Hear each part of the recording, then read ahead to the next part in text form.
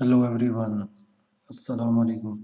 आज से हम अपना CCNA के कोर्स का फर्स्ट लेक्चर स्टार्ट कर रहे हैं। आपको पता है CCNA stands for Cisco certified network associate. तो CCNA का हम फर्स्ट मॉड्यूल हमने स्टार्ट किया है और इसमें इसका जो टाइटल है that is introduction to networks, और हम इसका वर्जन 7 इस टाइम पे स्टडी कर रहे हैं। तो आज से हम इसके जो रेगुलर चैप्टर्स हैं या मॉड्यूल्स हैं वो स्टार्ट करने जा रहे हैं।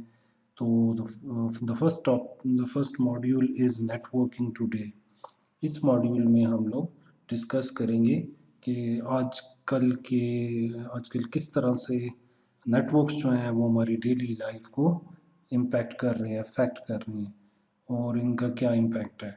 इसी तरह कौन कौन से नेटवर्क कंपोनेंट्स होते हैं, नेटवर्क्स को हम किस तरह से रिप्रेजेंट कर रहे होते हैं, और कॉमन टाइप ऑफ नेटवर्क्स कौन से हैं। सेम नेक्स्ट हम देखेंगे इंटरनेट कनेक्शंस के बारे में, रिलायबल नेटवर्क्स कौन से होते हैं, और आजकल नेटवर्क्स के ट्रेंड कौन से हैं, और बहुत ही इम्पोर्टेंट कि नेटवर्क सिक्योरिटी के बारे में क्या ट्रेंड्स चल रहे हैं। चलें स्टार्ट करते हैं, नेटवर्क्स किस तरह से हमारी लाइफ को अफेक्ट कर रहे हैं। तो अगर मैं छोटी सी एग्ज़ाम्पल लूँ कि कुछ अर्सा पहले तक आप खेलने के लिए ग्राउंड में जाते थे, आजकल आप वही गेम्स ऑनलाइन खेल रहे होते हैं। इसी तरह अगर कुछ अर्सा पहले तक हम अपनी मोस्ट इम्पॉर्टेंट जो जिनके ऊपर हम रिलाई करते थे चीज़ें, वो थी हमारा वाटर, फूड, शेल्टर, एयर। लेकिन आजकल के दौर में हम लोग कम्युनिकेशन और कनेक्टिविटी को भी सेम उसी तरह से इम्पोर्टेंस देते हैं। तो विदाउट कनेक्टिविटी हम लोग बिल्कुल इस तरह से हो जाते हैं जस्ट लाइक हमारी कोई बेसिक नेसेसिटी हमसे दूर है। तो अगर हम आजकल के नेटवर्क्स को देखें तो देयर आर नो बाउंड्रीज़। तो आजकल हमारी कोई बाउंड्रीज़ नहीं है कि हम अगर एक कंट्री में हैं तो दूसरे कंट्री से रिसोर्सेज एक्सेस नहीं कर सकते या उनको कांटेक्ट नहीं कर सकते। तो आजकल के दौर में बाउंड्रीज़ जो बेसिक बाउंड्रीज़ थी वो ख़त्म हो चुकी हैं, और आजकल हम लोग ग्लोबल कम्युनिटीज़ के तौर पे काम कर रहे हैं, चाहे वो हमारी स्टडी हो, लर्निंग हो, चाहे कोई हमारा शेयर्ड प्रोजेक्ट हो, कोलैबोरेशंस हो। It is like a human network nowadays. Networks की तरफ आते हैं वापस, हमारे नेटवर्क्स के क्या कंपोनेंट्स होते हैं। तो अगर हम बेसिक मॉडल्स को देखें तो हमारे पास क्लाइंट सर्वर मॉडल है। जैसे यहाँ पे क्लाइंट है और इस साइड पे हम सर्वर देख रहे हैं। तो क्लाइंट सर्वर मॉडल ही हमारी आजकल ओवर द इंटरनेट जो बेसिक सर्विसेज को यूज़ करना या प्रोवाइड करने का तरीका है वो क्लाइंट सर्वर मॉडल ही है।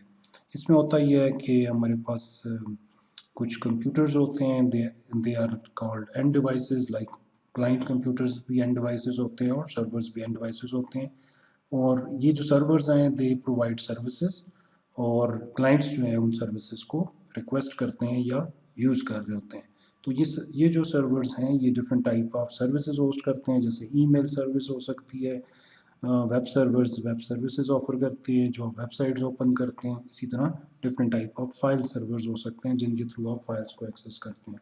जो क्लाइंट कंप्यूटर होते हैं normally they send request to servers to retrieve some information, just like you are requesting for some web page। आप फेसबुक ओपन करते हैं तो फेसबुक का मेन पेज या होम पेज आपके सामने आ जाता है।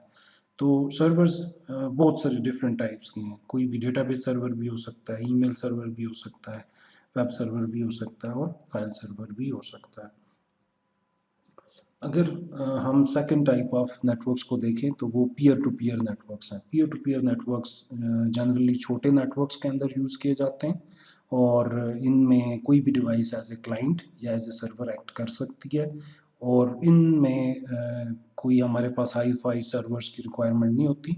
अगर फॉर एग्जांपल ये दो यूज़र्स हैं, ये यूज़र 1 है और ये यूज़र 2 है, और यूज़र 1 के पास ये प्रिंटर इंस्टॉल्ड है, प्रिंटर है, तो यूज़र 1 जो है वो इस प्रिंटर को शेयर कर देगा, और यही प्रिंटर जो है वो ये वाला यूज़र 2 भी यूज़ कर सकता है थ्रू प्रिंटर शेयरिंग। तो ये जो सेटअप है इस तरह का सेटअप जिसमें कोई फिक्स डिवाइसेस या डेडिकेटेड सर्वर्स हमारे पास नहीं होते, और हम नॉर्मली जो है वो डेस्कटॉप कंप्यूटर्स को ही एज ए सर्वर यूज़ कर रहे होते हैं या सर्विस प्रोवाइड करने के लिए यूज़ कर रहे होते हैं। तो इसका जो सेटअप है वो बड़ी आसानी से हम बना सकते हैं, इसमें कोई कॉम्प्लेक्सिटी नहीं है, इसकी कॉस्ट बहुत कम आती है और इसमें हम बड़ी आसानी से डिफरेंट टाइप ऑफ फाइल या प्रिंट शेयरिंग कर सकते हैं, सर्विसेज यूज़ कर सकते हैं। बट इसके डिसएडवांटेजेस भी हैं कि इसका कोई सेंट्रलाइज कंट्रोल नहीं होता और सेंट्रलाइज कंट्रोल ना होने की वजह से जब ये ग्रो कर जाता है तो हमें इसे मैनेज करना मुश्किल हो जाता है। इसी तरह सिक्योरिटी के भी कंसर्न होते हैं, शेयर्ड रिसोर्सेज हैं तो सिक्योरिटी का कंसर्न भी होगा।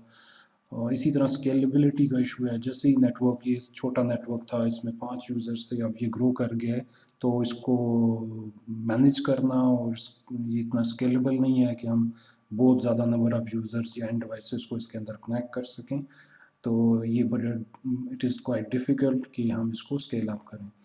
परफॉर्मेंस ओवरऑल अगर आप डेडिकेटेड सर्वर्स या क्लाइंट सर्वर मॉडल के हिसाब से देखें तो हमारी परफॉर्मेंस जो है वो बहुत ही क्लाइंट सर्वर मॉडल से डेफिनेटली हमारी जो परफॉर्मेंस है वो स्लो होती है। तो एट दिस स्टेज हमने आइडेंटिफाई करना है कि what are the end devices. तो एंड डिवाइसेस वो डिवाइसेस होती हैं जहाँ से मैसेज ओरिजिनेट होता है या जहाँ पे ये मैसेज रिसीव होता है। तो आपको भी मैंने पिछली स्लाइड पे बताया कि मैसेज नॉर्मली क्लाइंट्स जो हैं वो रिक्वेस्ट कर रहे होते हैं, just like web page request कर रहे हैं तो सर्वर्स उसको रिस्पॉन्ड कर रहे होते हैं। तो सर्वर्स भी एंड डिवाइसेस हैं और क्लाइंट्स भी हमारे जो कि ओरिजिनली मैसेजेस ओरिजिनेट कर रहे होते हैं वो हमारे एंड डिवाइसेस होते हैं। तो data originates with an end device. तो नेटवर्क के ऊपर वो फ्लो करता है और दूसरी एंड के ऊपर, डिवाइस के ऊपर वो रिसीव हो जाता है। जस्ट लाइक यहाँ से ये यूज़र है और ये कोई फाइल सेंड कर रहा है इस यूज़र को। तो ये फाइल जो है वो कैसे सेंड होगी, ये फाइल थ्रू स्विच राउटर के पास रिसीव होगी। राउटर इसको अपने किसी ना किसी शॉर्टेस्ट पाथ के थ्रू दूसरे नेटवर्क में पहुंचाएगा और यहाँ से स्विच के थ्रू होती हुई इस यूज़र के पास ये फाइल रिसीव होगी। तो हमने जो पहले कहा कि डेटा ओरिजिनेट होता है किसी ना किसी एंड डिवाइस से, नॉर्मली यहाँ पे ये डेस्कटॉप कंप्यूटर था और ये यूज़र इसको यूज़ कर रहा था और इसने इस यूज़र को ये फाइल सेंड करनी थी, तो इस एंड पे ये एंड डिवाइस थी और ये बीच में हमारा इंटरनेटवर्क है जिसके थ्रू ये डिवाइसेस आपस में कनेक्टेड है। अब इंटरमीडिएट डिवाइसेस कौन सी होती हैं कि किन डिवाइसेस के थ्रू नेटवर्क्स बनते हैं और कौन सी डिवाइसेस हैं जो हमें इंटरकनेक्ट कराती हैं डिफरेंट एंड डिवाइसेस को। तो अगर पीसी हमारा एंड डिवाइस है, अगर हम लास्ट स्लाइड के ऊपर वापस जाएं तो यहाँ पे डेस्कटॉप कंप्यूटर हमारी एक एंड डिवाइस था, आईपी फ़ोन एक एंड डिवाइस था, ये सर्वर एक एंड डिवाइस था। तो इनको कौन इंटरकनेक्ट करता है, यहाँ पे हमारे पास डिफरेंट टाइप ऑफ राउटर्स होते हैं, वायरलेस राउटर या नॉर्मल जो राउटर्स हैं वो हैं, इसी तरह लैन स्विचेस होते हैं, इसी तरह लेयर 3 स्विचेस होते हैं जिनको मल्टी लेयर स्विचेस कहते हैं, या कोई हार्डवेयर फायरवॉल्स होती हैं। तो ये सारी डिवाइसेस जो हैं ये they are called intermediate devices. तो इनका काम क्या है, they are being used to flow the data through the network और इनके थ्रू ये नॉर्मली ये डिवाइसेस जो हैं सिग्नल्स को या डेटा को रीजनरेट करती हैं, ट्रांसमिट करती हैं डेटा सिग्नल्स को और इसी तरह मेंटेन करती हैं इंफॉर्मेशन के कौन से शॉर्टेस्ट पाथ एग्जिस्ट करते हैं या किस पाथ से मैंने डेटा को भेजना है, और ये डिफरेंट टाइप ऑफ एरर्स और कम्युनिकेशन फेलियर्स को नोटिफाई करती हैं। लाइक अगर कहीं पे कोई राउटर के पास आगे नेक्स्ट नेटवर्क का पाथ नहीं है तो वो डेस्टिनेशन होस्ट अनरीचेबल का मैसेज या एरर मैसेज रिस्पॉन्ड कर देगी। अगर हम नेटवर्क मीडिया की बात करें तो नेटवर्क कंपोनेंट्स में हमने कहा एंड डिवाइसेस हैं, इंटरमीडिएट डिवाइसेस हैं और तीसरी इंपॉर्टेंट चीज़ है नेटवर्क मीडिया। नेटवर्क मीडिया हमारे पास डिफरेंट किस्म का है, जैसे कॉपर एक नेटवर्क मीडिया है, इसी तरह फाइबर ऑप्टिक एक नेटवर्क मीडिया है और वायरलेस हमारे पास कनेक्टिविटी के लिए एक मीडियम है। तो communication across the network is carried through the medium which allows a message to travel from source to destination. तो किसी भी सोर्स या डेस्टिनेशन तक जो डेटा जाता है वो किसी न किसी मीडियम से होकर जाता है। तो मीडियम जो है वो अगर कॉपर है तो ये कोई यूटीपी या एसटीपी केबल्स हो सकती हैं, कोएक्सियल केबल हो सकती है, फाइबर ऑप्टिक हो सकती है या वायरलेसली डेटा ट्रांसमिट हो सकता है। तो जो हमारी मेटल वायर्स होती हैं ये नॉर्मली इलेक्ट्रिक पल्सेस को यूज़ कर रही होती हैं। ग्लास या जो प्लास्टिक फाइबर्स होती हैं वो पल्सेस ऑफ लाइट को यूज़ कर रही होती हैं डेटा ट्रांसमिशन के लिए। और वायरलेस ट्रांसमिशन में कोई ना कोई मॉड्यूलेशन टेक्निक यूज़ की जा रही होती है किसी न किसी स्पेसिफिक फ्रिक्वेंसी को यूज़ करते हुए। तो नेक्स्ट हम देखेंगे कि नेटवर्क को हम रिप्रेजेंट कैसे करते हैं, किस किस्म की टोपोलॉजीज़ होती हैं। आपको ये लफ्ज़ बार बार मिलेगा, नेटवर्क की रिप्रेजेंटेशन एंड टोपोलॉजीज़, और हम भी बार बार ये आगे यूज़ करेंगे कि नेटवर्क की टोपोलॉजी ऐसी है या वैसी है। तो नेटवर्क की टोपोलॉजी को स्टडी करना और बहुत इंपॉर्टेंट चीज़ है। तो जब भी हम नेटवर्क को रिप्रेजेंट करते हैं ऑन द पेपर, हम एक चार्ट बना रहे होते हैं कि ये हमारा नेटवर्क डायग्राम है, तो उसके अंदर हम कुछ ना कुछ आइकन्स यूज़ करते हैं। जस्ट लाइक हम एंड डिवाइसेस के लिए ये वाले आइकन्स यूज़ करते हैं, इंटरमीडिएट डिवाइसेस के लिए हम कोई ना कोई इस तरह से, सिस्को के करिकुलम में ये वाले जो आइकन्स हैं, जैसे फायरवॉल के लिए ये वाला यूज़ होगा, मल्टी लेयर स्विच के लिए इस तरह का आइकन यूज़ होगा, वायरलेस राउटर इस तरह का होगा। तो ये उसकी एक ग्राफिकल प्रेजेंटेशन है। और अगर नेटवर्क मीडिया को प्रेजेंट करना है, तो अगर ये वैन कनेक्शन है बिटवीन टू राउटर्स, अगर ये दो राउटर्स हैं और इनके दरमियान एक वाइड एरिया नेटवर्क का कनेक्शन है, तो ये इस तरह से एक रेड कलर में आपको एक सीरियल लिंक या वैन लिंक के फॉर्मेट में ये एक मीडिया मिलेगा। अगर ये लैन का मीडिया है तो ये स्ट्रेट केबल हो सकती है, डॉटेड भी हो सकती है और स्ट्रेट लाइन भी हो सकती है।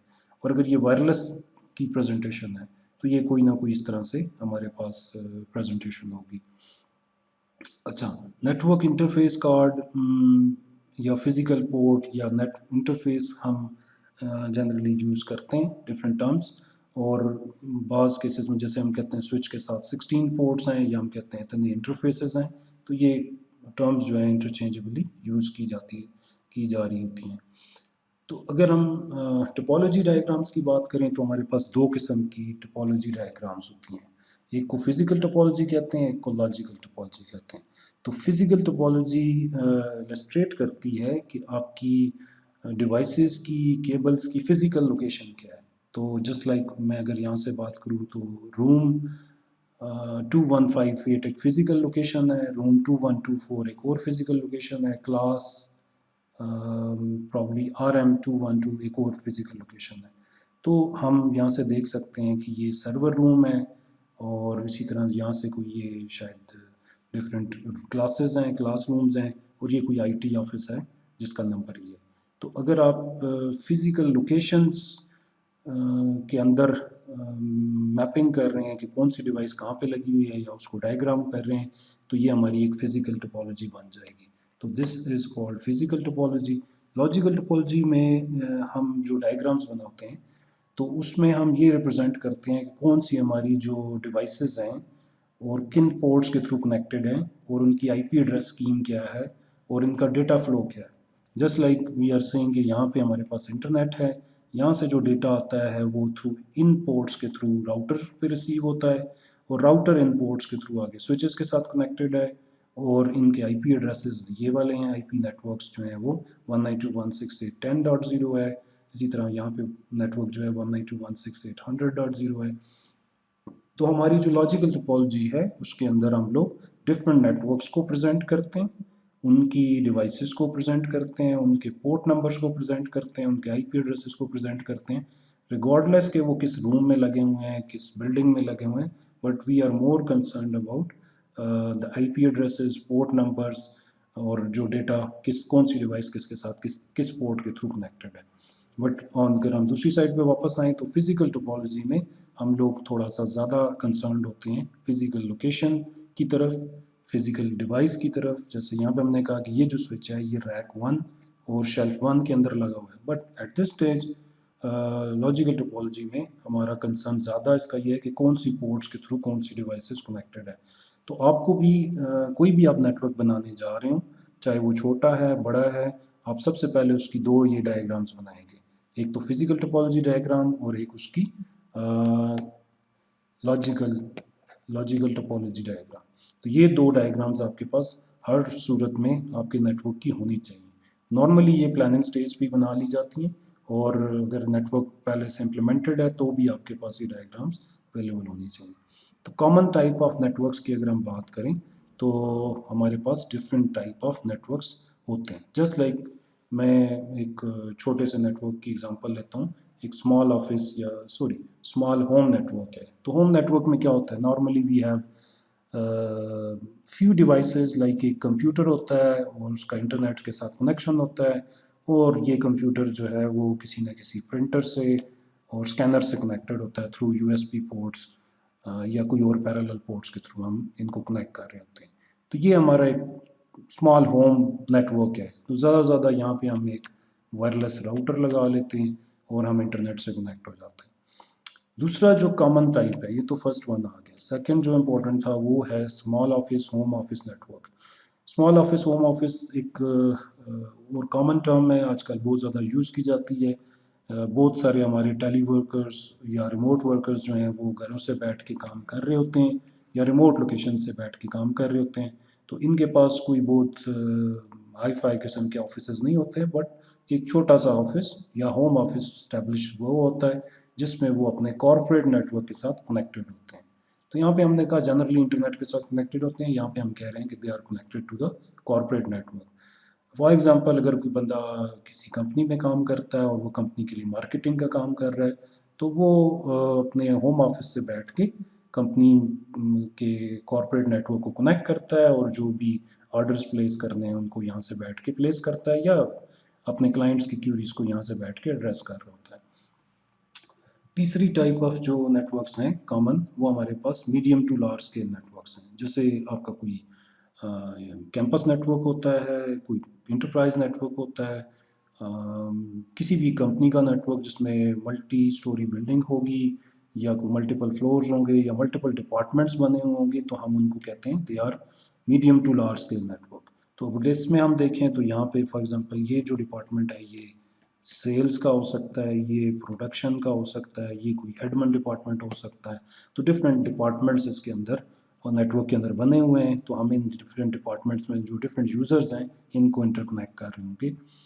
और अगर हम फोर्थ टाइप ऑफ नेटवर्क की बात करें, हमने थर्ड की देख लिया, फोर्थ टाइप ऑफ जो नेटवर्क है that is world wide networks. तो ये वो नेटवर्क्स हैं जो जिनको हम जनरली कहते हैं इंटरनेट, और ये आपस में इंटरकनेक्टेड होते हैं। लाइक ये एक नेटवर्क जो है वो गूगल का है, ये फेसबुक का नेटवर्क है, ये माइक्रोसॉफ्ट का नेटवर्क है, या उसके डेटा सेंटर्स हैं, ये आपस में इंटरकनेक्टेड हैं और ये ग्लोबली वर्ल्ड वाइड हमारा वेब क्रिएट कर रहे हैं, इंटरनेट बना रहे हैं। तो different type of networks according to the size and number of users की बेस पे नेटवर्क्स छोटे बड़े हो सकते हैं। अच्छा, लैन्स और वैन्स, ये दो कॉमन टाइप ऑफ नेटवर्क्स हैं जो हम बार बार हर जगह देखते हैं कि ये लोकल एरिया नेटवर्क है और ये वाइड एरिया नेटवर्क है। तो इसको थोड़ा समझना ज़रूरी है, हर जगह पूछा भी जाता है इंटरव्यूज़ में भी। तो लैन को अगर हम जनरली डिफाइन करें या किसी भी नेटवर्क इंफ्रास्ट्रक्चर को, तो उसमें कुछ इंपॉर्टेंट चीज़ें हैं, जैसे size of the area covered. अगर आप कितना एरिया कवर कर रहे हैं, एक रूम में एक नेटवर्क है और उसमें 2 यूज़र्स बैठे हुए हैं, तो ये बहुत ही लिमिटेड एरिया होगा। नंबर ऑफ़ यूज़र्स कितने कनेक्टेड हैं, अगर कहीं पे किसी ऑफिस में 5 यूज़र्स हैं तो वो एक स्मॉल नेटवर्क होगा, और अगर किसी ऑफिस में कोई 500 यूज़र्स हैं तो वो एक बड़ा नेटवर्क होगा।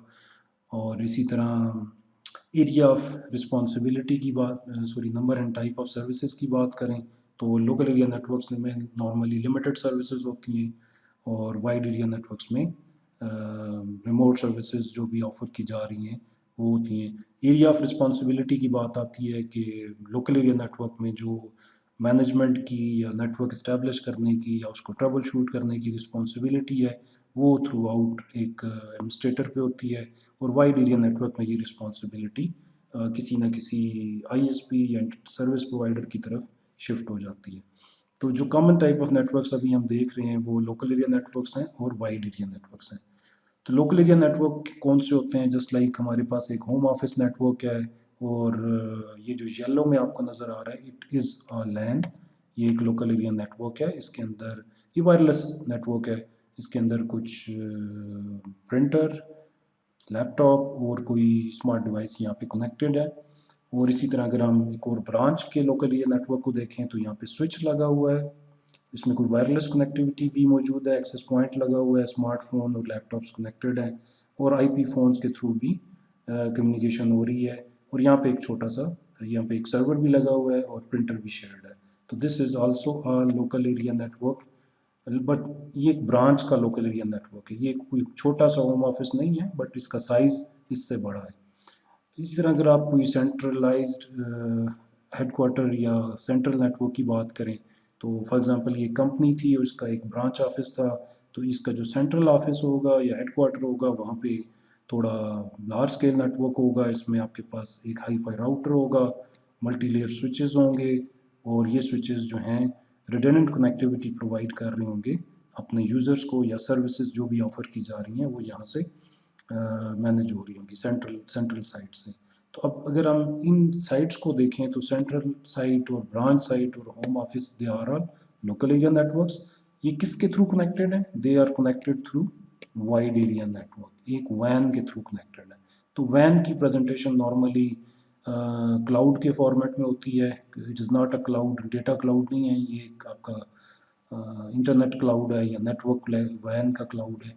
अब इसमें डिफरेंट राउटर्स थ्रू वैन मीडियम कनेक्ट होते हैं, तो ये फाइबर भी हो सकती है, कोई सैटेलाइट कनेक्शन भी हो सकता है, और कोई कॉपर कनेक्शन भी हो सकता है।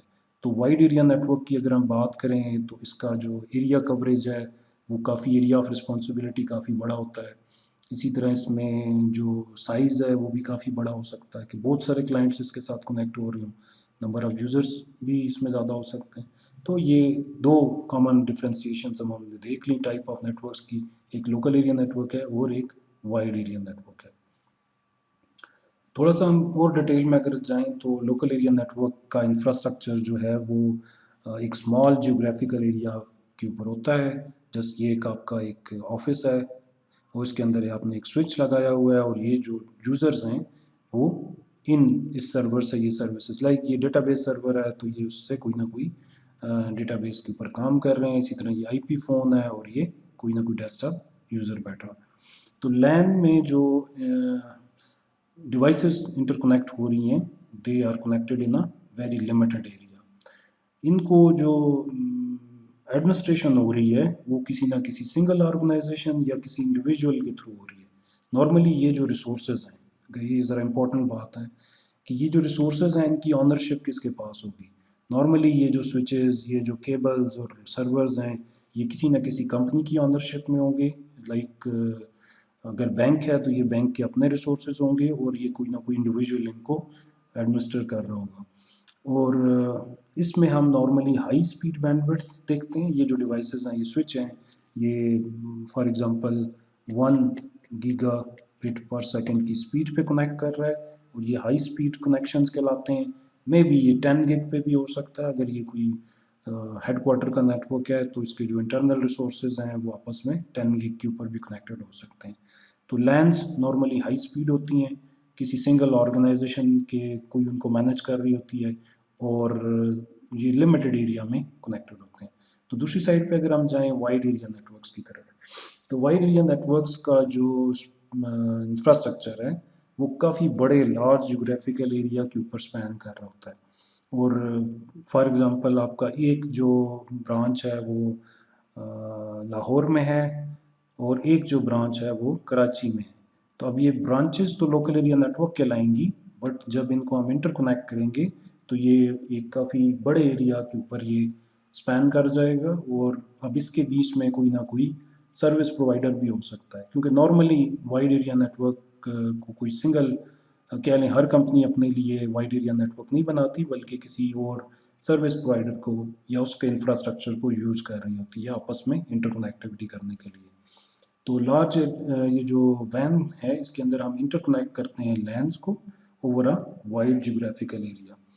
टिपिकली जो इसकी एडमिनिस्ट्रेशन होती है ये वन और मोर सर्विस प्रोवाइडर्स के थ्रू होती है। जस्ट लाइक अगर हम यहाँ पे कहें तो पीटीसीएल या कोई भी आईएसपी जो आपके रीजन में है उसका इंफ्रास्ट्रक्चर आ जाता है। तो ये इंफ्रास्ट्रक्चर में 5 राउटर्स भी हो सकते हैं, 100 राउटर्स भी हो सकते हैं, फाइबर ऑप्टिक्स भी हो सकती है, डिफरेंट टाइप ऑफ मीडिया भी हो सकता है।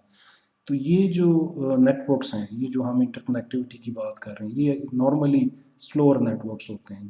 अगर हम इनको लैन के साथ कंपेयर करें तो अगर आपकी लैन के अंदर कनेक्टिविटी 1 गिग पर सेकेंड है तो शायद वाइड एरिया नेटवर्क में आपके पास 100 MB का कनेक्शन हो या 50 MB का वाइड एरिया नेटवर्क का कनेक्शन हो।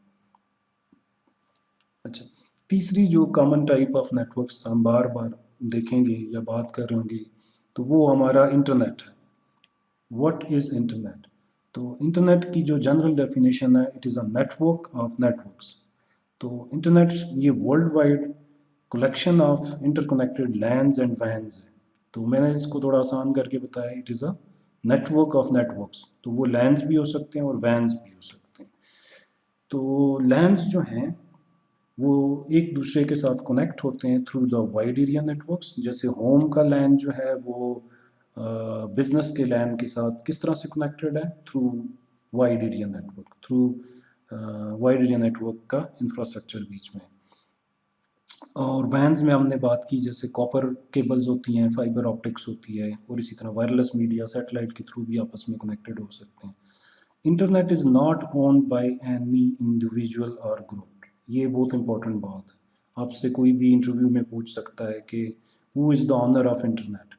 सो at this stage, generally speaking, there is no single individual or group is the owner of internet. हाँ, डिफरेंट टाइप ऑफ ग्रुप्स हैं जो कि इसके इंफ्रास्ट्रक्चर को मेंटेन कर रहे हैं या उसको डेवलप कर रहे हैं, इसके ऊपर रिसर्च कर रहे हैं। जैसे IETF है, ICANN है और IAB है। ये डिफरेंट ऑर्गेनाइजेशंस हैं जो कि वर्ल्ड वाइड इसके इंफ्रास्ट्रक्चर को मेंटेन करती हैं। और नेक्स्ट अगर हम थोड़ा सा और टाइप ऑफ नेटवर्क्स को एक्सप्लोर करें तो आपको अक्सर सुनने में मिलता है कि हमारे पास इंट्रानेट होता है, हमारे पास एक्स्ट्रानेट होता है और इंटरनेट होता है। तो इंट्रानेट हमेशा याद रखें, it is a company only network. एक कंपनी है, बैंक है, हम एग्जांपल ले लेते हैं चले बैंक की। तो बैंक के जो डिवाइसेस होंगी, सर्वर्स होंगे या क्लाइंट्स होंगे, वो नॉर्मली कंपनी के नेटवर्क के अंदर ही एक्सेस हो रहे होते हैं। अगर कोई डेटाबेस चल रही है तो वो कंपनी के ही क्लाइंट्स जो हैं वो एक्सेस कर रहे होंगे, बैंक के ही यूज़र्स उसको यूज़ कर रहे होंगे। और ये नेटवर्क लार्ज जोग्राफिकल एरिया पे भी हो सकता है, ये कोई वाइड एरिया नेटवर्क भी हो सकता है, बट इसके जो रिसोर्सेज हैं वो कंपनी ओनली है, कंपनी ही इसको एक्सेस कर रही है, उसको यूज़ कर रही है। तो विद इन एन ऑर्गेनाइजेशन जो हम सर्विसेज होस्ट करते हैं, लाइक कोई भी वेब सर्वर होस्ट करते हैं, ईमेल होस्ट करते हैं, डेटाबेस होस्ट करते हैं, वो हमारा इंटरनेट नहीं रिसोर्स कहलाता बल्कि इंट्रानेट रिसोर्स कहलाता है, या इंट्रानेट सर्विसेज कहलाती हैं। एक्स्ट्रानेट जो है वो हमारे सप्लायर्स, कस्टमर्स, कोलैबोरेटर्स के साथ जो कनेक्शंस होते हैं वो इस एरिया में आ जाते हैं। फॉर एग्जांपल एक बैंक का एक और मल्टी लिंक है, जस्ट लाइक आजकल आप लोग ATM यूज़ करते हैं, तो ATM मशीन जो है वो डिफरेंट बैंक्स के साथ कनेक्टेड होती हैं, तो ये एक एक्स्ट्रा नेट फॉर्म कर रही होती हैं। अगर हम ग्लोबल जो हमारी वेबसाइट होस्ट होती है, तो वेबसाइट्स नॉर्मली हम लोग अपनी पब्लिक प्रेजेंस के लिए रखते हैं, तो ये वेबसाइट्स हमारे इंटरनेट पे होस्ट होती हैं। तो कोई वेबसाइट अगर इंटरनेट में होस्टेड है तो वो इंटरनेट से एक्सेसिबल नहीं होगी, ये याद रखना है। कंपनी के इंटरनल नेटवर्क में होस्टेड है और वो बाहर से एक्सेसिबल नहीं है, तो it is not available over the internet. But जो कंपनी की वेबसाइट होती है या बैंक की वेबसाइट होती है या इंटरनेट बैंकिंग होती है, वो आपको रिसोर्सेज पोर्टल्स यहाँ पे मिलेंगे। तो हम अगर इसको थ्योरेटिकली देखें तो intranet is a private collection of lands and vans. Private collection का मतलब यही है कि इसके जितने जो रिसोर्सेज हैं वो उसी ऑर्गेनाइजेशन के अंदर ही एक्सेसिबल हैं और उसी के ही यूज़र्स इसको यूज़ कर सकते हैं और they are authorized to access. But जो एक्स्ट्रा नेट यूज़र्स होते हैं वो नॉर्मली हमारे सप्लायर्स, पार्टनर्स, कोलैबोरेटर्स और ये इस तरह के नेटवर्क्स होते हैं जो हमारी कंपनी रिसोर्सेज को एक्सेस करते हैं। ओके, अगर हम इंटरनेट एक्सेस टेक्नोलॉजीज़ की बात करें, इससे पहले हमने बात की टाइप्स ऑफ नेटवर्क्स की, अभी हम इंटरनेट को एक्सेस करने की बात करें कि अगर आप होम ऑफिस में हैं और आपको इंटरनेट एक्सेस करना है ताकि हम कंपनी की वेबसाइट एक्सेस कर सकें, तो आपके पास डिफरेंट ऑप्शंस हैं, ठीक है, डिफरेंट इंटरनेट एक्सेस की ऑप्शंस हैं। तो there are many ways to connect users and organizations to the internet. जो पॉपुलर हैं उनमें जैसे ब्रॉडबैंड केबल कनेक्शंस होते हैं, ब्रॉडबैंड डिजिटल सब्सक्राइबर लाइन जिनको हम डीएसएल कहते हैं, डीएसएल कनेक्टिविटी होती है। इसी तरह वायरलेस लोग वैन्स होते हैं, या मोबाइल सर्विसेज 3G 4G जो आप यूज़ कर रहे होते हैं। तो ये हमारी popular internet access services technologies मौजूद हैं। ऑर्गेनाइजेशंस को जनरली फास्टर कनेक्शंस चाहिए होते हैं, और ताकि वो अपनी वॉइस ओवर आईपी या वीडियो कॉन्फ्रेंसिंग या कोई डेटा स्टोरेज जो भी सर्विसेज वो यूज़ कर रहे हैं वो उनको स्पीडी फैशन में एक्सेसिबल हो। तो business class interconnections are usually provided by service providers. तो बहुत सारे हमारे पास सर्विस प्रोवाइडर्स काम कर रहे होते हैं, जैसे पाकिस्तान में पीटीसीएल है, ट्रांसवर्ल्ड है, और बहुत सारे सर्विस प्रोवाइडर्स मौजूद हैं जो कि हमें हाई स्पीड इंटरनेट प्रोवाइड कर रहे होते हैं। जिस तरह से बिजनेस डीएसएल्स होते हैं, लीज लाइंस होती हैं, मेट्रो ईथरनेट फाइबर से कनेक्शन होते हैं। तो ये जो कॉमन सर्विसेज हैं जैसे एडीएसएल या 3G 4G, ये नॉर्मली सब्सक्राइबर्स या एंड यूज़र्स यूज़ कर रहे होते हैं। अगर बिज़नेस की कनेक्टिविटी की बात करें तो बिज़नेस को कनेक्ट नॉर्मली हम लोग थ्रू फाइबर ऑप्टिक या थ्रू बिजनेस कनेक्ट डीएसएल जो जिसको हम डीएसएल कहते हैं, सब इस सिंक्रोनस डीएसएल्स को यूज़ करते हैं जो हाई स्पीड डीएसएल कहलाते हैं, या फिर हम फाइबर के हाई स्पीड कनेक्शंस ले रहे होते हैं। तो home and small office internet connections को अगर हम थोड़ा सा और एक्सप्लोर करें तो यहाँ पे देखें होम यूज़र्स हैं, तो ये नॉर्मली डीएसएल या केबल के थ्रू अपने इंटरनेट सर्विस प्रोवाइडर के साथ कनेक्ट हो जाते हैं and they can access the internet resources. इसी तरह कोई टेली वर्कर है तो ये नॉर्मली टेली वर्किंग एक और टर्म है जो कि वर्किंग फ्रॉम होम और वर्किंग फ्रॉम रिमोट लोकेशन के लिए यूज़ किया जाता है। कोई आपका एम्प्लॉई है और वो आपके लिए रिमोट किसी लोकेशन पे काम करता है और ये रोमिंग यूज़र है, इसका कोई फिक्स्ड होम ऑफिस नहीं है, ये कभी एक सिटी में होता है कभी दूसरे में होता है। लाइक आपके जो मार्केटिंग के लोग होते हैं तो ये कोई ना कोई सेलुलर सर्विसेज यूज़ कर रहे होते हैं जैसे 3G 4G, इसके थ्रू वो इंटरनेट और कंपनी रिसोर्सेज या वेब पोर्टल्स को एक्सेस कर रहे होते हैं। स्मॉल ऑफिस की बात करें तो ये एक फिक्स्ड ऑफिस है, लाइक ब्रांच ऑफिस है। तो ये through dial up telephone connectivities तो आजकल ऑलमोस्ट ऑब्सोलीट हो चुकी हैं। नॉर्मली यहाँ पे भी बिजनेस डीएसएल कनेक्शंस या सैटेलाइट, अगर कोई ऐसी साइट है जहाँ पे कॉपर या फाइबर की कनेक्टिविटी अवेलेबल नहीं है तो लोग सैटेलाइट कनेक्टिविटी भी यूज़ कर रहे होते हैं। तो हमारे पास डिफरेंट जो हमने बात की, केबल एक टाइप ऑफ कनेक्शन है, इसमें हाई बैंडविड्थ होती है, और इसके अलावा हम केबल टेलीविज़न सर्विसेज नॉर्मली जो आपके एरिया में केबल टेलीविज़न सर्विस प्रोवाइडर्स होते हैं वही ये केबल मोडेम्स प्रोवाइड कर रहे होते हैं और केबल इंटरनेट प्रोवाइड कर रहे होते हैं। जो डीएसएल हैं वो आपकी कोई ना कोई टेलीफोन लाइन जो ऑलरेडी आपके घर पे ड्रॉप हुई होती है या टेलीफोन सर्विसेज यूज़ कर रहे होते हैं, जस्ट लाइक पीटीसीएल की सर्विसेज हैं, उनको आप यूज़ कर रहे होते हैं। तो उसके ऊपर ये हाई स्पीड इंटरनेट आपको प्रोवाइड करते हैं, लाइक 8 MB 10 MB। बट आजकल डीएसएल जो है वो 10 से 30 MB 50 MB तक भी आपको कनेक्टिविटी प्रोवाइड करते हैं। सेलुलर जो है वो नॉर्मली सेल फोन नेटवर्क है जो इसके थ्रू आप इंटरनेट को कनेक्ट कर रहे होते हैं, जैसे 3G 4G और इस तरह के कनेक्शंस। सैटेलाइट की बात करें तो इसका सबसे जो बड़ा बेनिफिट है ये रूरल एरियाज़ के लिए होते हैं, जहाँ पे फॉर एग्जांपल आप पाकिस्तान में स्कर्दू में हैं, गिलगित में हैं, और वहाँ पे आपके पास इंटरनेट कनेक्शन नहीं है तो आप कोई ना कोई सैटेलाइट कनेक्शन यूज़ कर सकते हैं, और ये सैटेलाइट कनेक्टिविटी भी आपको कोई ना कोई इंटरनेट सर्विस प्रोवाइडर ही प्रोवाइड करेगा। और डायल अप टेलीफोनी जो सर्विस हैं उनमें ये इनएक्सपेंसिव सर्विस कहलाती हैं, लो बैंडविड्थ है, लाइक 56K का कनेक्शन होता था, तो ये आजकल कोई नहीं यूज़ करता। ये मोडेम को यूज़ करते हुए हम लोग पहले इस डायल अप सर्विसेज को यूज़ करते थे। लेकिन आजकल जो कॉमन हमारे पास सर्विसेज हैं, common type of internet connections हैं, वो केबल डीएसएल सेलुलर और सैटेलाइट ही हैं, और इनको हम यूज़ कर रहे होते हैं। अच्छा, कॉर्पोरेट कनेक्टिविटी, अभी हमारा जो सीसीएनए में एक ऑब्जेक्टिव ये भी है कि हम कोई ना कोई कॉर्पोरेट नेटवर्क की बात कर रहे होंगे।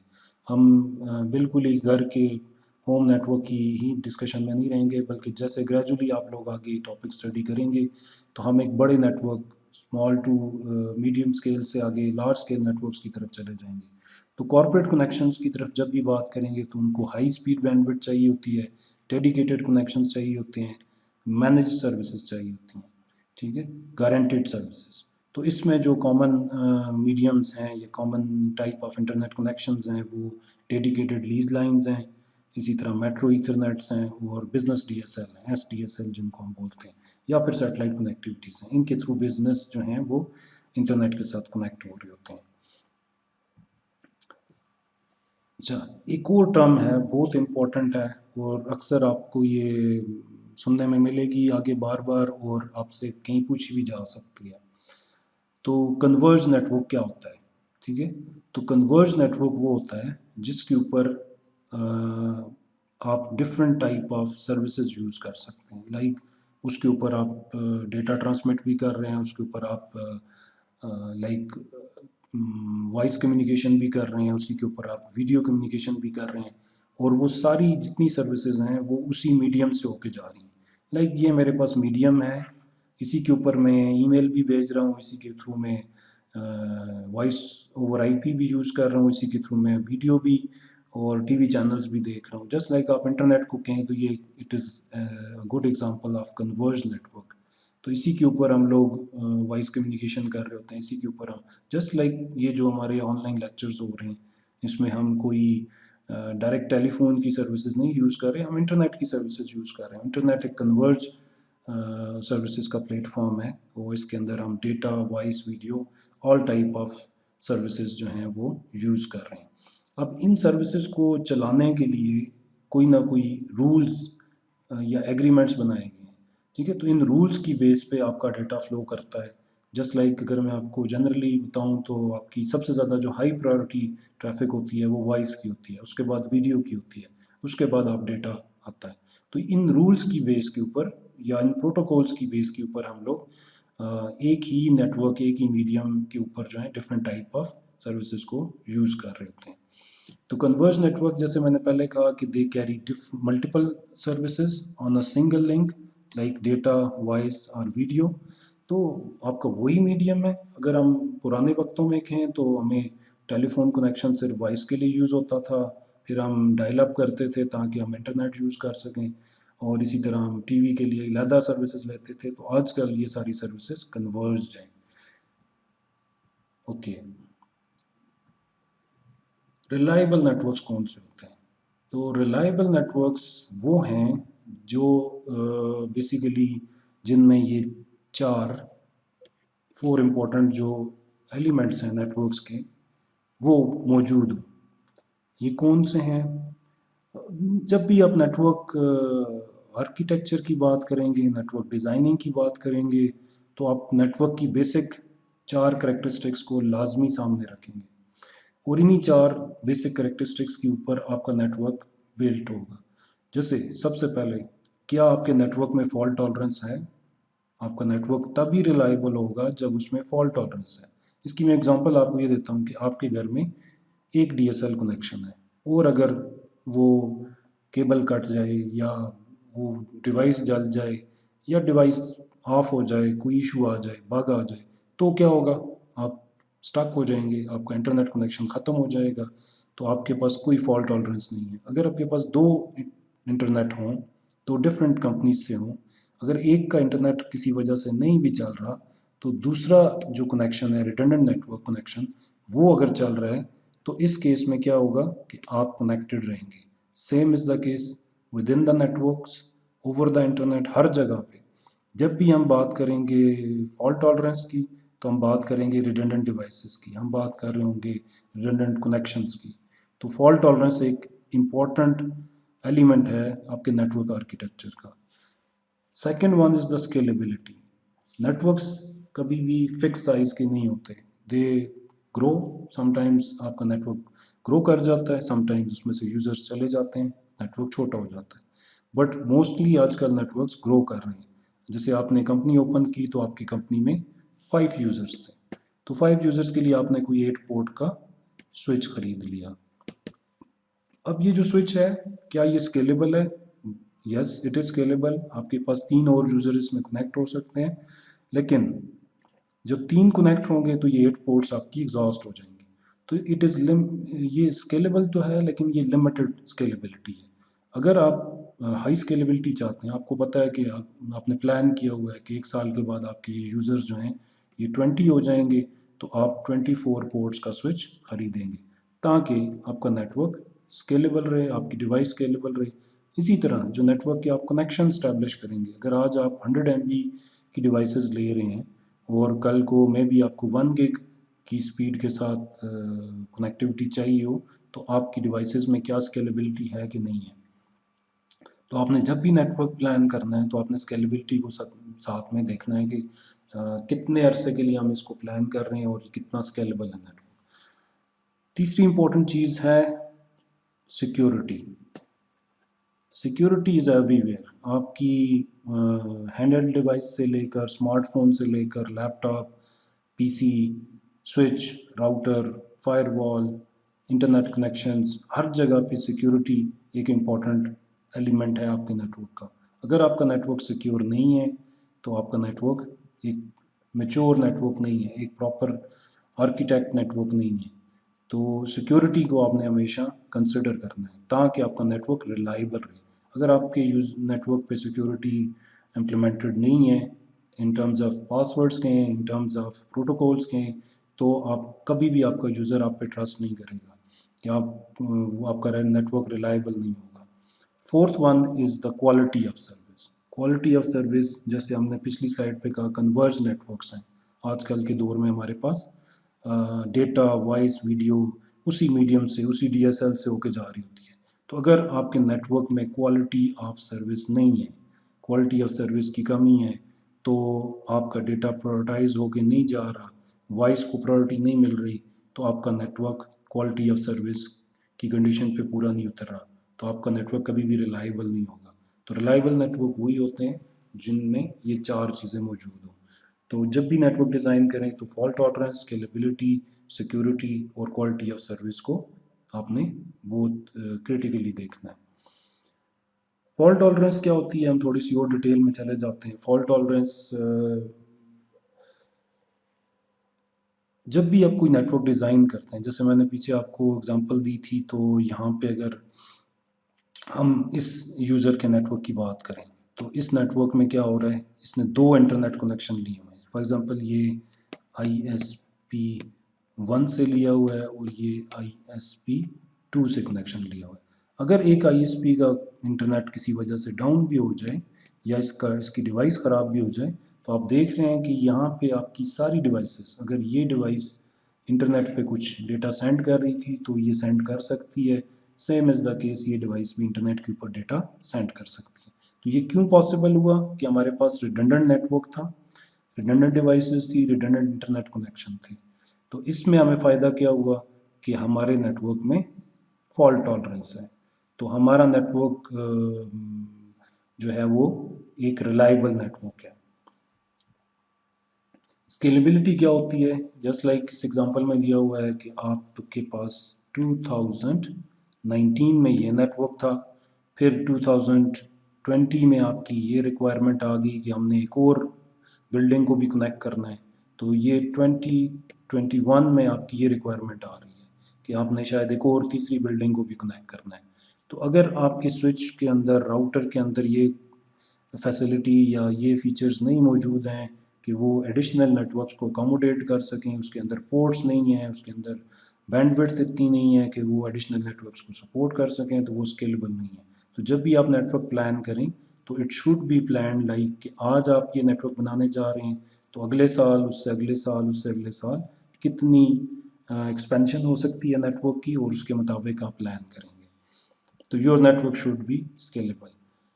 थर्ड, जो हमने क्वालिटी ऑफ सर्विस की बात की थी, तो इसमें इंपॉर्टेंट चीज़ आ जाती है आपकी डिफरेंट टाइप ऑफ सर्विसेज। जैसे ये IP फ़ोन्स कनेक्टेड हैं और यहाँ पे ये डिवाइसेस डेटा ट्रांसमिट कर रही हैं और ये वॉइस ओवर IP कम्युनिकेट कर रही हैं।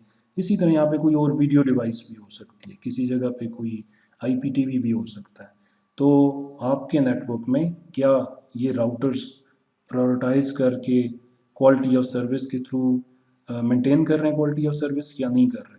तो नॉर्मली जो हमारी क्वालिटी ऑफ सर्विस मेंटेन की जाती है उसमें प्रायोरिटाइजेशन का एक एलिमेंट आता है, क्यूइंग का एक एलिमेंट आता है कि कौन सी ट्रैफिक को हमने पहले भेजना है, कौन सी ट्रैफिक को हमने थोड़ी देर के लिए होल्ड करना है। तो डिफरेंट क्यूज के through different quality of service को हम इम्प्लीमेंट कर रहे होते हैं। ये हम आगे फोर्थ मॉड्यूल में फिर दोबारा, सॉरी थर्ड मॉड्यूल में हम दोबारा आगे जाके देखेंगे कि क्वालिटी ऑफ सर्विस क्यों ज़रूरी है और इसको हम कैसे इम्प्लीमेंट कर सकते हैं। फोर्थ वन जो हमने कहा था नेटवर्क सिक्योरिटी है। तो अगर वैसे एक छोटी सी एग्जांपल है कि आपने ये राउटर अपने नेटवर्क में इंस्टॉल किया और इसके ऊपर कोई पासवर्ड अप्लाई नहीं किया, तो मे भी कोई इंटरनल यूज़र या कोई एक्सटर्नल ओवर द इंटरनेट कोई यूज़र जो है वो इस डिवाइस को हैक कर ले और इसकी जो कॉन्फ़िगरेशन हुई हुई है वो डिलीट कर दे। तो आपका नेटवर्क तो सिक्योर ना हुआ, तो आप इसे कैसे सिक्योर करेंगे? इसके ऊपर proper login, passwords, authorization enable करेंगे, ऑथेंटिकेशन इनेबल करेंगे। फिर दूसरी बात, इसमें सिक्योरिटी सिर्फ ये नहीं है कि नेटवर्क जो डिवाइसेस हैं वही सिक्योर करनी। यहाँ पे अगर आपके पास कोई सर्वर्स लगे हुए हैं, ठीक है, तो उन सर्वर्स को भी आपने प्रॉपर सिक्योर करना है, उनके ऊपर यूज़र नेम पासवर्ड के थ्रू एक्सेस कराना है, ठीक है। तो अपनी डिवाइसेस को आपने वो तमाम सिक्योरिटी मेजर्स जिनके थ्रू कोई हैकिंग या अटैक्स को आप रोक सकते हैं। तो different type of security issues हमारे पास आते रहते हैं। जैसे कॉन्फिडेंशियलिटी का एक कॉमन हमारा गोल है कि हमारे नेटवर्क तभी सिक्योर होता है जब हम कहते हैं कि इसमें कॉन्फिडेंशियलिटी है। अगर ये यूज़र कुछ डेटा सेंड कर रहा है फॉर एग्ज़ाम्पल इस यूज़र को, तो ये डेटा इंक्रिप्टेड फॉर्मेट में यहाँ पे रिसीव हो, ताकि ओवर द नेटवर्क अगर इसको कोई स्निफ भी कर ले तो ये डेटा वो एक्सप्लोर ना कर सके। तो कॉन्फिडेंशियलिटी हमारी सिक्योरिटी का एक मेन गोल है। इसी तरह इंटेग्रिटी होनी चाहिए। अगर इस यूज़र ने कोई फ़ाइल यहाँ से सेंड की है और इसके अंदर जो है वो 10 पेजेस हैं, तो वो 10 पेजेस उसी हालत में इस यूज़र के पास रिसीव होंगे, तो ये हमारी इंटेग्रिटी मेंटेन होगी। अगर बीच में से कुछ पेजेस जो कंटेंट मिसिंग है तो हमारा डेटा कॉम्प्रोमाइज़ हो चुका है। Third one is the availability. अगर आपका यहाँ पे एक सर्वर लगा हुआ है और ये कोई आपको फाइल सर्विसेज प्रोवाइड कर रहा था, आप यहाँ से फाइल्स डाउनलोड करते हैं, सुबह आते हैं और अपना काम शुरू करते हैं, तो अगर ये सर्वर के ऊपर अटैक लगा हुआ है, बाहर से बहुत सारी रिक्वेस्ट आ रही हैं और ये सर्वर अंडर अटैक है, तो मे बी आप यहाँ से वो फाइल एक्सेस करने की कोशिश करें और ये सर्वर उस टाइम पे बिजी हो, अवेलेबल ना हो, तो आपका सिक्योरिटी कंप्रोमाइज़ हो रही है। तो आपने हमेशा अपने नेटवर्क सिक्योरिटी को प्लान करना है, उसमें कॉन्फिडेंशियलिटी, इंटेग्रिटी, अवेलेबिलिटी, इसी तरह ऑथेंटिकेशन, ऑथराइजेशन और अकाउंटिंग, ये 3 और ट्रिपल एज हैं हमारे पास। ये हम आगे फिर कहीं किसी जगह पे डिस्कस करेंगे। ऑथेंटिकेशन, ऑथराइजेशन एंड अकाउंटिंग, तो ये भी हम मेंटेन इनेबल करेंगे अपने नेटवर्क्स के अंदर ताकि हमारा नेटवर्क सिक्योर हो। नेटवर्क ट्रेंड्स की बात करते हैं, आजकल किस किस्म के ट्रेंड्स हैं। तो जैसे ही आप देख रहे हैं कि पहले डायल अप कनेक्शंस होते थे, फिर DSL connection, cable internet, high speed internet connection सब आपके पास आना शुरू हो गए। इसी तरह कॉरपोरेट नेटवर्क्स के अंदर चैलेंजेस भी बढ़ गए। अगर आप किसी बिज़नेस की, अब हमारी जो सीसीएनए में डिस्कशन होगी वो किसी ना किसी बिज़नेस नेटवर्क के बारे में होगी। तो अगर आप किसी भी यूनिवर्सिटी के नेटवर्क की बात करें तो उसके ट्रेंड्स चेंज हो गए। अब लोग यूनिवर्सिटी के जो कंप्यूटर्स हैं उन लैब के अंदर हैं उनके ऊपर आके कम काम करते हैं, बल्कि अपनी डिवाइसेस घर से साथ लाते हैं। जैसे उनके लैपटॉप्स हैं, टैबलेट्स हैं, स्मार्टफोन्स हैं, इनको वो ला के यूनिवर्सिटी नेटवर्क में कनेक्ट करते हैं। तो इस ट्रेंड की वजह से आपका नेटवर्क जो है वो उसके अंदर यूज़र्स इंक्रीज़ और डिक्रीज़ होते रहते हैं। तो ये भी एक नया ट्रेंड है, ब्रिंग योर ओन डिवाइस का।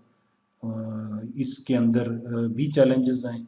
Network should be well planned, कि अगर आपका मॉर्निंग में एक नेटवर्क है उसमें सपोज 100 यूज़र्स हैं और दिन को स्टूडेंट्स और फैकल्टी मेंबर्स आते हैं और ये जो यूज़र्स हैं ये इंक्रीज़ हो के 200 यूज़र्स का नेटवर्क बन जाता है, तो क्या आपका नेटवर्क इस चैलेंज को अकोमोडेट कर सकता है, नहीं कर सकता, इस चैलेंज को एक्सेप्ट कर सकता है, नहीं कर सकता। सेकंड ये है कि ऑनलाइन कोलैबोरेशन। अब आपका स्टूडेंट के पार्ट पे देखें या फैकल्टी के पार्ट पे देखें या अगर बिज़नेस में बात करें तो बिज़नेस की जो बिज़नेस टू बिज़नेस कोलैबोरेशंस हैं, आपस में लिंकेजेस हैं, वो बहुत ज़्यादा इंक्रीज़ हो रही हैं डे बाय डे। तो आपने इस चैलेंज को देखते हुए एक्स्ट्रा नेट्स को फॉर्म करना है, उनको सिक्योर करना है, उनको रिलायबल बनाना है। तो ये भी एक नया चैलेंज है, ट्रेंड है। तीसरा ये है कि वीडियो कम्युनिकेशन बहुत ज़्यादा पॉपुलर हो गई है।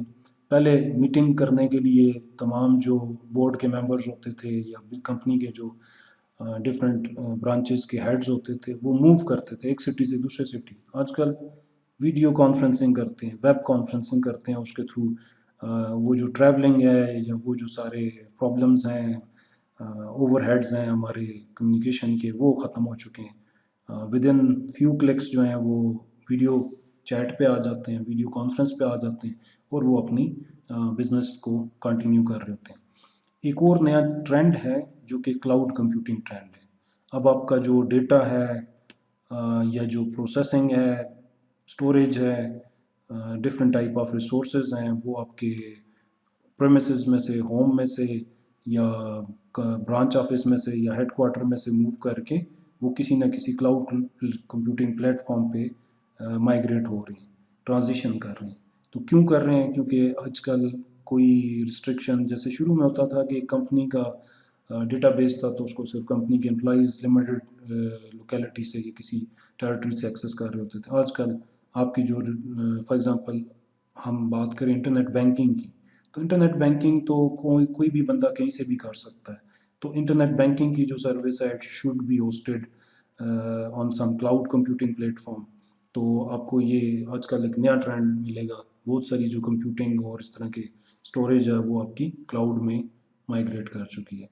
तो ये वही उन्हीं स्लाइड्स की थोड़ी बहुत डिटेल है कि हम जो चैलेंजेस की बात कर रहे थे, ट्रेंड्स की बात कर रहे थे कि यूज़र्स जो हैं वो अपनी डिवाइसेस अब अपने साथ खुद ला रहे हैं, चाहे वो कंपनी के एम्प्लॉइज़ हैं या आपके स्टूडेंट्स हैं या फैकल्टी मेंबर हैं। तो इन डिवाइसेस में लैपटॉप्स, नोटबुक्स, नेटबुक्स जो हैं, टैबलेट्स हैं, स्मार्टफोन्स हैं, ई रीडर्स हैं, ये डिवाइसेस ऑन ऑफ आपके नेटवर्क में एड अप होती रहती हैं। ऑनलाइन कोलैबोरेशन मैंने आपको एग्जांपल दी, जैसे हम सिस्को का वेबएक्स यूज़ कर रहे हैं लाइव लेक्चर्स के लिए। इसी तरह बहुत सारे और कोलैबोरेशन प्लेटफॉर्म्स अवेलेबल हैं जिनके थ्रू ऑनलाइन आपस में मीटिंग्स और डिस्कशंस हो रही होती हैं। इवन आजकल टीचिंग हो रही है, हम लोग खुद भी वेबएक्स यूज़ कर रहे हैं।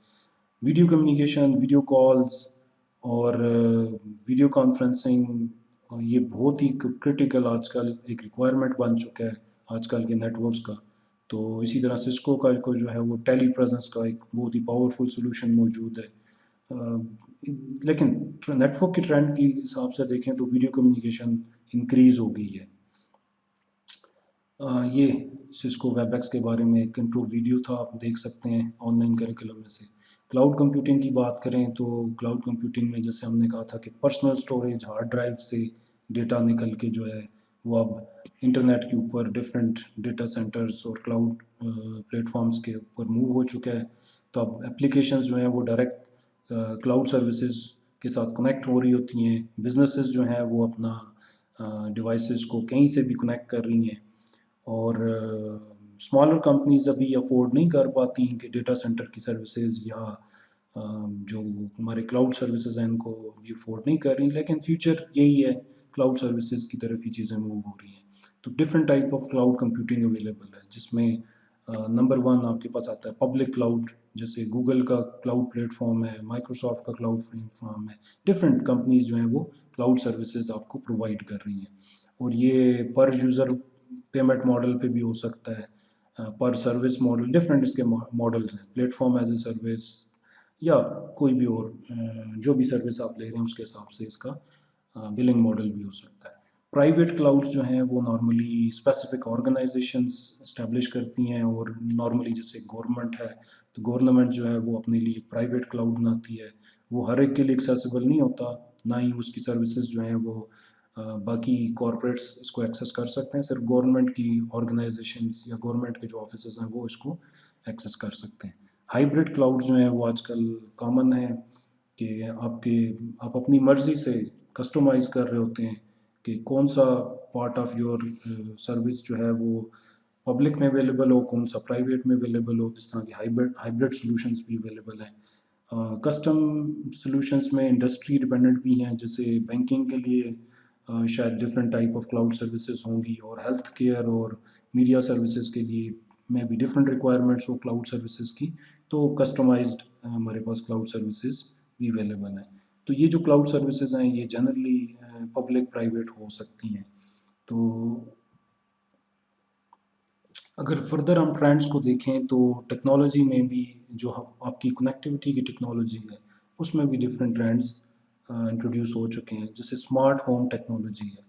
ठीक है, तो इसमें क्या होता है कि आपकी जो घर की अप्लाइंसेस हैं, घर के जो ऑब्जेक्ट्स हैं लाइक डोर्स हैं, वो स्मार्ट डोर्स बन चुके हैं, आपकी विंडोज़ जो हैं स्मार्ट विंडोज़ बन चुकी हैं, आपके घर में जो एयर कंडीशनिंग है वो स्मार्ट है।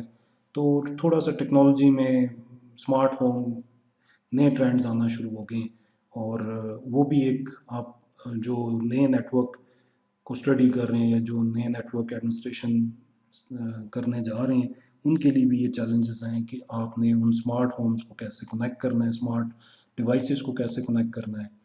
और जैसे इसमें एग्जांपल है, ovens might know what time to cook a meal. तो ओवन को अगर पहले से पता है कि आपको इस टाइम पे खाना चाहिए तो वो उसी टाइम पे वो स्टार्ट करे ताकि उसको उसी टाइम पे एक रेडी फूड आपको मिल सके। तो वो कैलेंडर के साथ कम्युनिकेट कर सकता है, आपके स्केड्यूल्स के साथ कम्युनिकेट कर सकता है। तो ये आजकल स्मार्ट होम टेक्नोलॉजी भी बहुत पॉपुलर है। इसी तरह स्मार्ट ऑफिसेज भी हैं, बहुत सारे और टेक्नोलॉजी स्मार्टनेस इंट्रोड्यूस हो रही है। एक और कॉमन ट्रेंड है पावर लाइन नेटवर्किंग का। इसमें ये होता है कि आप नेटवर्किंग के लिए ये जो डिवाइसेस को आपस में इंटरकनेक्ट कर रहे होते हैं इसके लिए आप मीडियम जो है वो कॉपर जैसे यूटीपी केबल्स यूज़ नहीं कर रहे होते, बल्कि जो आपके घर में इलेक्ट्रिसिटी की जो वायरिंग हुई हुई है उसी के ऊपर आप कोई ना कोई अडॉप्टर्स यूज़ करके, जैसे यहाँ पे एक अडॉप्टर यूज़ हो रहा है और इसी तरह यहाँ पे अडॉप्टर यूज़ हो रहा है, तो आपकी वही इलेक्ट्रिसिटी आउटलेट्स को यूज़ करते हुए ये एक नेटवर्क फॉर्म हो जाता है। इसको पावर लाइन नेटवर्किंग कहते हैं। वायरलेस ब्रॉडबैंड बहुत पॉपुलर है आजकल, बहुत सारे मुल्कों में, बहुत सारे शहरों में जो आईएसपीज इंटरनेट सर्विस प्रोवाइड कर रहे हैं वो कोई ना कोई वायरलेस ब्रॉडबैंड है। तो इस इसकी जस्ट लाइक जैसे डीएसएल था, तो डीएसएल ब्रॉडबैंड सर्विस है बट वो वाइड है।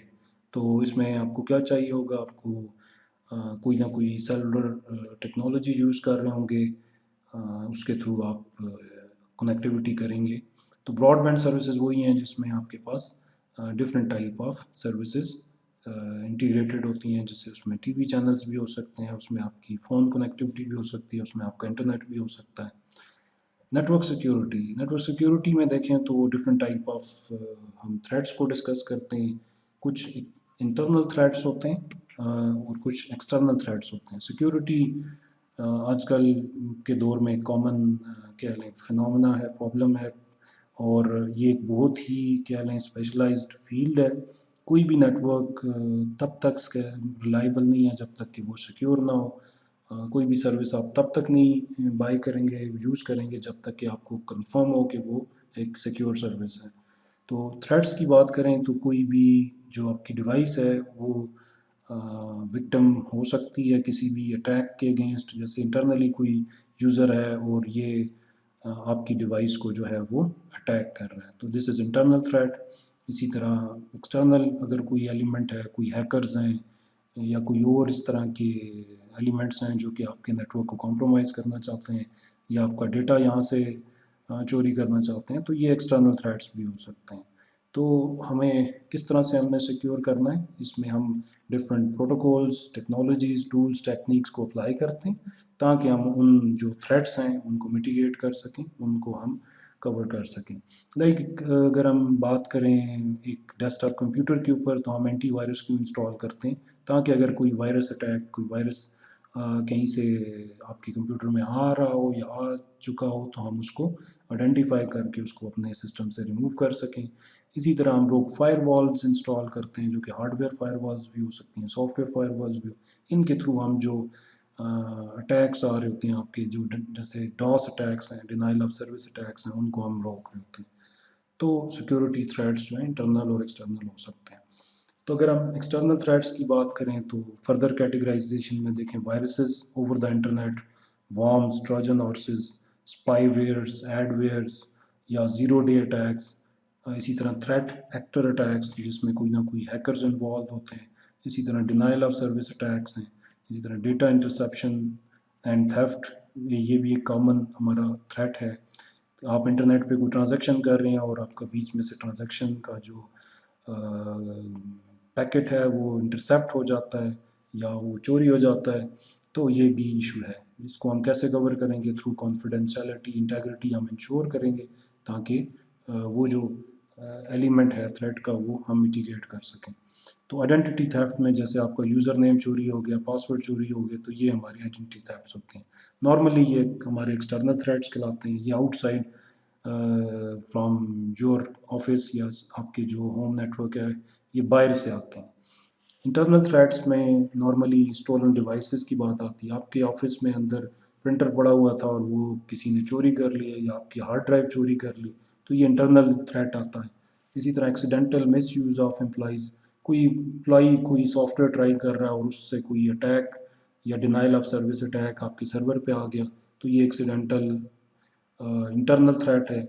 इसी तरह मिलिशियस एम्प्लॉइज़ होते हैं, बाज़ औक़ात मिलिशियस इंटेंट के साथ भी एम्प्लॉइज़ होते हैं। कोई एम्प्लॉई आपकी कंपनी से खुश नहीं है तो वो कोई ना कोई malicious activity in from the network कर रहा होता है, इनसाइड द नेटवर्क कर रहा होता है।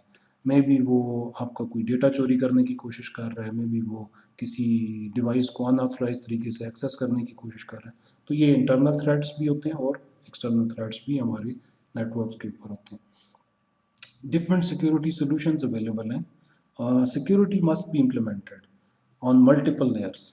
तो मल्टीपल लेयर्स क्या हैं, जैसे हम कहते हैं फिजिकल लेयर पे सिक्योरिटी, अगर आपको लैपटॉप चोरी होने का डर है तो आप लैपटॉप को फिजिकली सिक्योर करेंगे, उसको सिक्योर प्लेस पे रखेंगे, उसको कहीं ना कहीं लॉक एंड की करेंगे।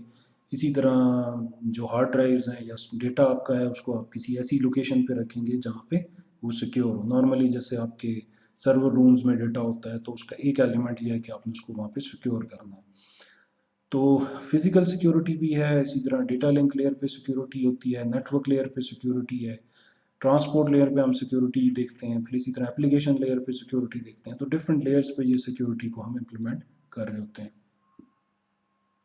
Network security components for home और स्मॉल ऑफिस नेटवर्क की बात करें तो कॉमन जो नेटवर्क सिक्योरिटी एलिमेंट्स हैं, जैसे आप antiviruses, anti spyware software install करते हैं एंड डिवाइसेस के ऊपर। इसी तरह फायरवॉल फिल्टरिंग कर रहे होते हैं, फायरवॉल इंस्टॉल करते हैं ताकि कोई ना कोई रूल्स अप्लाई करके अनऑथराइज एक्सेस को ब्लॉक किया जा सके। तो different type of security solutions हैं। अगर आप बड़े नेटवर्क्स की बात करें, जैसे बैंक्स के नेटवर्क्स हैं, कॉरपोरेट के नेटवर्क्स हैं, तो वहाँ पे आप डेडिकेटेड फायरवॉल्स सिस्टम इंस्टॉल करते हैं, जैसे सिस्को की ऐसे फायरवॉल है या जोनेपर की फायरवॉल है, डिफरेंट कंपनीज की फायरवॉल्स हैं, आप उनको वहाँ पे यूज़ करते हैं। एक्सेस कंट्रोल लिस्ट आप सेटअप करते हैं, आप कॉन्फ़िगर करते हैं कि कौन से यूज़र्स, कौन सी डिवाइसेस, कौन से रिसोर्सेज एक्सेस कर सकते हैं। ये ACL जो है ये काफ़ी बड़ा टॉपिक है, how we can apply access control list, और ये आपके CCNA का एक मेजर पार्ट भी है। आपको अपने नेटवर्क को सिक्योर करने के लिए ACLs लगाना ज़रूर आना चाहिए। इसी तरह इंट्रूजन प्रिवेंशन सिस्टम्स होते हैं, IPS सिस्टम इनको कहते हैं, या IDS सिस्टम होते हैं, कि बाहर से जो इंट्रूजन आ रही होती है उनको हम कैसे डिटेक्ट करेंगे और फिर उसको कैसे हम प्रिवेंट करेंगे। इसी तरह अगर आपके जो टेली वर्कर्स हैं, रिमोट ऑफिसेज हैं, ओवर द इंटरनेट कनेक्टेड हैं, अगर आप वो कंपनी रिसोर्सेज को एक्सेस करना चाह रहे हैं तो हम वर्चुअल प्राइवेट नेटवर्क्स कॉन्फ़िगर करते हैं, VPNs बनाते हैं, उनके थ्रू हम उनको सिक्योर कनेक्टिविटी प्रोवाइड करते हैं ताकि वो डेटा कॉन्फिडेंशियलिटी भी हो, उसमें इंटेग्रिटी भी हो और ऑथराइज्ड यूज़र ही उसको एक्सेस कर सकें। तो ये हमारे पास कॉर्पोरेट में सॉल्यूशंस आ गए। Now as a IT professional आपके क्या ऑब्जेक्टिव्स हो सकते हैं।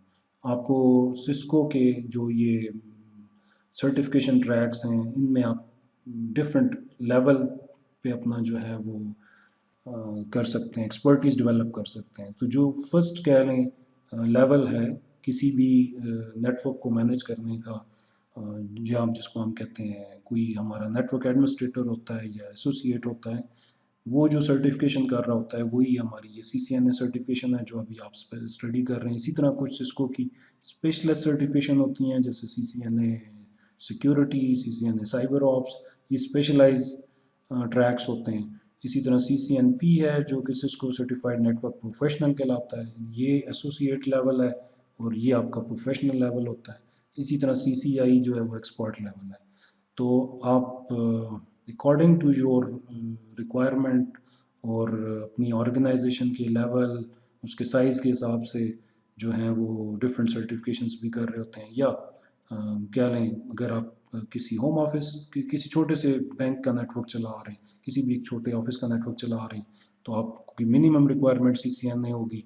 अगर आप कोई बड़ा नेटवर्क चला आ रहे हैं, कॉर्पोरेट नेटवर्क चला आ रहे हैं, उसमें जो राउटिंग प्रोटोकॉल्स और जो डिवाइसेस आपको कॉन्फ़िगर करनी है, मैनेज करनी है, उसके लिए जो लेवल ऑफ नॉलेज और एक्सपर्टीज़ आपको चाहिए, उसके लिए आपको CCNP सर्टिफिकेशन ट्रैक स्टडी करना चाहिए। इसी तरह अगर आप काफ़ी बड़े लेवल पे देखें, लार्ज स्केल नेटवर्क्स की बात करें, तो आपको CCIE लेवल का नॉलेज और एक्सपर्टीज़ गेन करनी चाहिए, आपको अर्न करनी चाहिए, ताकि आप उनको मैनेज कर सकें। ये तो ट्रैक सिस्को का जेनेरिक ट्रैक है नेटवर्क्स के बारे में। अगर आप डेवनेट्स की तरफ देखें तो इसकी भी एसोसिएट और स्पेशलिस्ट, प्रोफेशनल और एक्सपर्ट ट्रैक मौजूद हैं। ये सर्टिफिकेशंस नॉर्मली वो लोग कर रहे होते हैं जो कि सॉरी, ये जो कि डेवलपमेंट, जो आजकल जो प्रोग्रामेबिलिटी और नेटवर्क डेवलपमेंट हो रही है, ऑटोमेशन हो रही है, उसको जो एक्सपर्टीज़ गेन करना चाहते हैं, वो ये वाली सर्टिफिकेशंस कर रहे होते हैं। डिफरेंट आपकी नेटवर्किंग की जॉब्स अवेलेबल हैं। तो सिस्को का talent bridge matching engine available है, आप इसको रजिस्टर कर सकते हैं। इसी तरह डिफरेंट ऑप्शंस सिस्को के टैलेंट ब्रिज रिसोर्सेज अवेलेबल हैं, जिनके थ्रू आपकी एम्प्लॉयमेंट का चांस बढ़ सकता है। लेकिन मोस्ट इम्पॉर्टेंट यही चीज़ है कि आप पहले अपनी स्किल्स इम्प्रूव करें, पहले अपनी एक्सपर्टीज़ डेवलप करें, ताकि आप वहाँ पे अपने आप को प्रेजेंट कर सकें। तो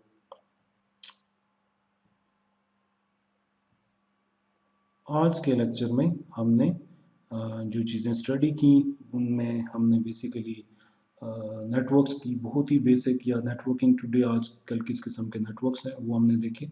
नेक्स्ट जो मॉड्यूल 2 है, उसमें हम लोग बेसिक कॉन्फ़िगरेशन और स्विचेस के जो ऑपरेटिंग सिस्टम के बारे में वो डिस्कस करेंगे। Thank you very much. अल्लाह हाफिज़।